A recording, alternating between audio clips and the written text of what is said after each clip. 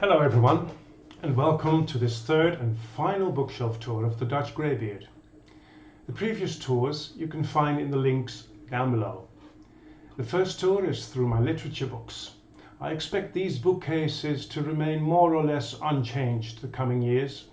The second tour, my TBR, will probably look very different within a year from now. This time around I want to show you my modest collection of mystery and thrillers and my even more modest fantasy and science fiction books. They're in this shelf behind me, as you can see.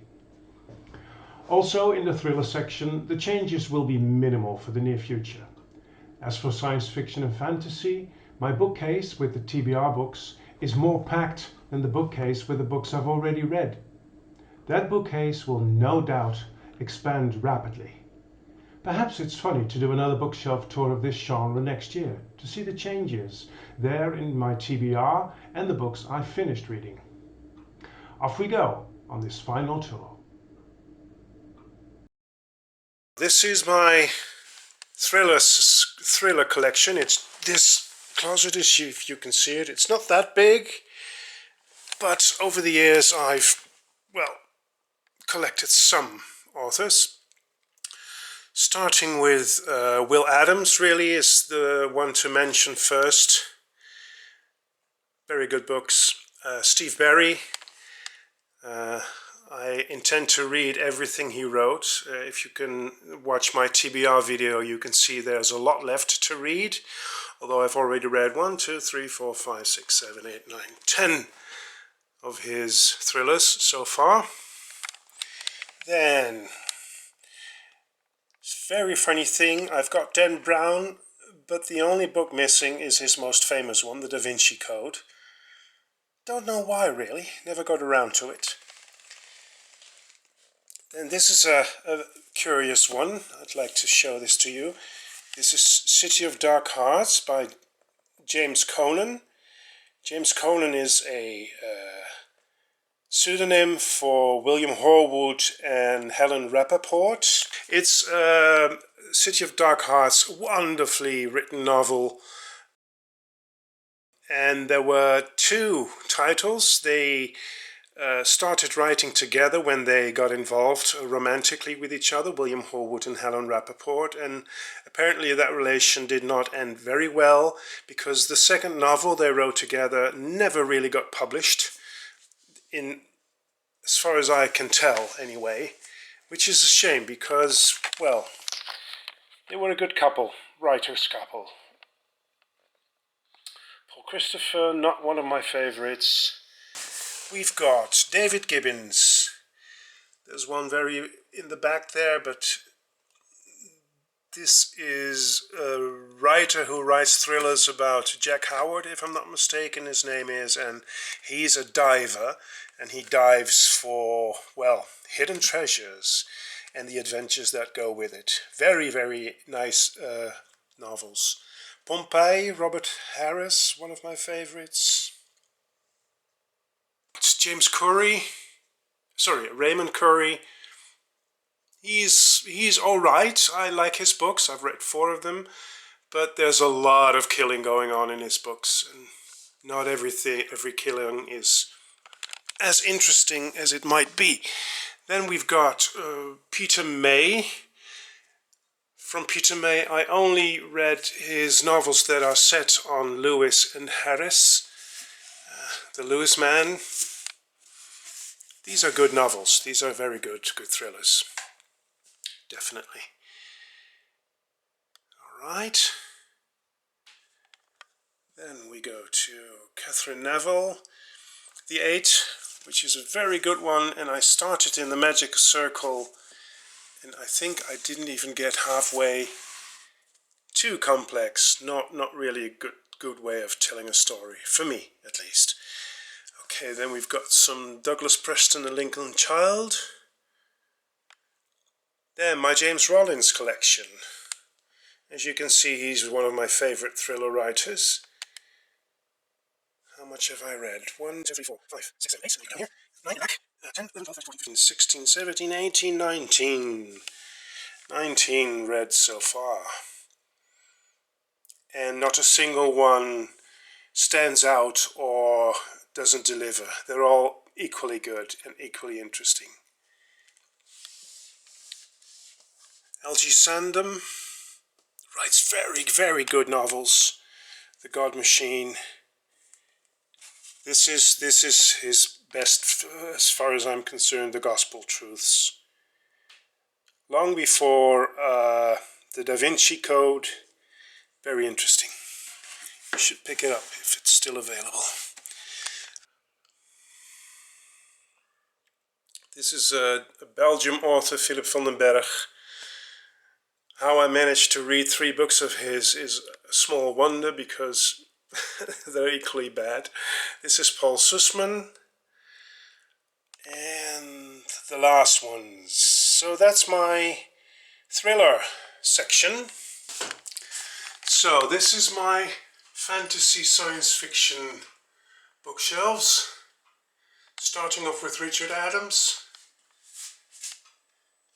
Some of it is still in Dutch. 3 in English, 4 in Dutch, if I see correctly. The Watership Down, of course. Well, you can see it's pretty worn. Alright, this is my Isaac Asimov. The Foundation series, which I really enjoyed. The Robot series. And then some standalones.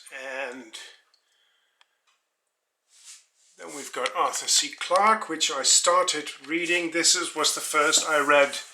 Wasn't very, very enthusiastic about it. Not bad, but well, could have been better. Then I read this one, 2001: Space Odyssey. Amazing, amazing. This is a very, very good book. These are very old books which I read when I was a child. The Earthsea trilogy. This is in Dutch, but I'll just show it to you. It's really nice. It's got this map in it, which is, well, you don't see that very often nowadays when they insert the map. But this is beautiful, isn't it? Then we start with Robert Heinlein. He's one of my favorite science fiction authors, if not the favorite. He's written a lot of books, a lot of juvenile books as well, which I all read. And with Heinlein, I'll just skip through the titles briefly. With Heinlein, you should not expect too much of the science in his science fiction books. The science, he actually completely ignored the computer era, so that's not a good thing if you're a science fiction writer. And if you're able as a reader to see through that, you can just read the story and not really pay too much attention about the science, or the lack of science for that matter, in his stories. And if you can do that, then you can really enjoy what he's trying to tell you. This is my favorite Heinlein, Stranger in a Strange Land, about Michael Smith, who grows up because of certain circumstances on Mars, which of course with the knowledge we have now is not really realistic, but that doesn't matter. He grows up on Mars, believe it or not, and when he comes back to Earth, he, well, doesn't fit in, or really does fit in, just how you want to read it. This is the last bit of Heinlein, and well, there are lots. Let's just have some counting here again. I like that. 33, 34, 35. Well, it's enough. Then we have one of my absolute all-time favorites, William Horwood. He wrote the Duncton series. During my tour at this point in time, I made a mess of presenting the 6 books of the 2 Duncton trilogies. And as these books deserve a more appropriate introduction, I'll show them to you right now. Starting off with the Duncton Wood. This is the first in the series of 6, And this is an American edition, not really a very beautiful cover. I read this one in Dutch when I was a kid. This is a edition published in 1980, and this is, well, a bit of a chunker. This was more or less the first book I read, and very important book for me.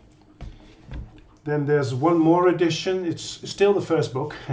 This is the Jubilee edition of Duncton Wood, the first one by William Horwood. So that's the first one in the trilogy. Then second one is Duncton Quest. Ooh, see if I can get the sun out of there. Yeah, Duncton Quest.